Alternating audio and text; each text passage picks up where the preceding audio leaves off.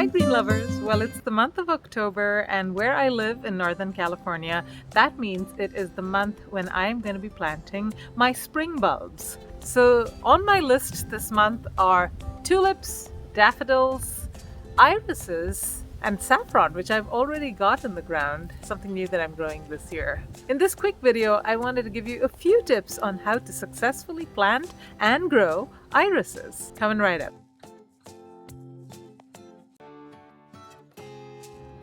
Now, the first thing you need to know about planting irises is that you want to give them time to establish a good root system before the real cold kicks in. So that's why I'm planting it now, because I'm a couple of months away from my first frost date. We'll be getting some good rains, and that will let the plant really set root and establish. So a lovely neighbor was dividing some of her irises and gave me a bunch of these rhizomes. So this is what an iris rhizome looks like. Now I'm going to probably be able to divide up this rhizome into at least two pieces. You can see here there's already a new plant starting to emerge here. So I'm going to break this off right here. And now I've got two pieces to plant. The second thing is choosing a good spot for irises. Now they like full sun for most of the day. They can actually do with about a half a day's worth of full sun, but they do need full sun. And if you don't plant them in full sun, they won't bloom. So this is really important that you choose a spot that has plenty of sunshine all day long.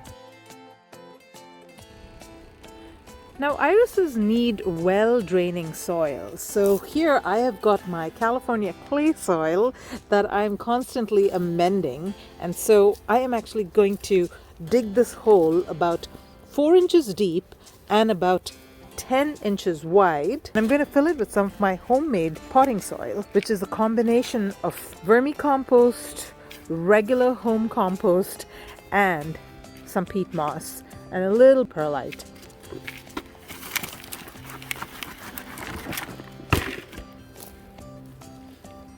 In a hole of this size, I like to plant about 2 to 3, depending on how big the rhizome is. This is a pretty big one, so I'll probably plant about 2 in this hole, something like that. And here is probably the most important tip. You do not want to completely cover your rhizomes. You want them to be partly exposed. So that's about it. That's all I am going to cover this. I've got both these rhizomes in this hole, and now they're planted up. If you bury them too deep, again, they will not bloom. You will be wondering why. You gave it all the perfect conditions. Why is it not blooming?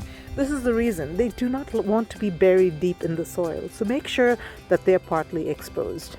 To keep it well watered, irises love wet feet, but they do not like wet knees. So keep them well watered, and next year you will have a beautiful display of irises.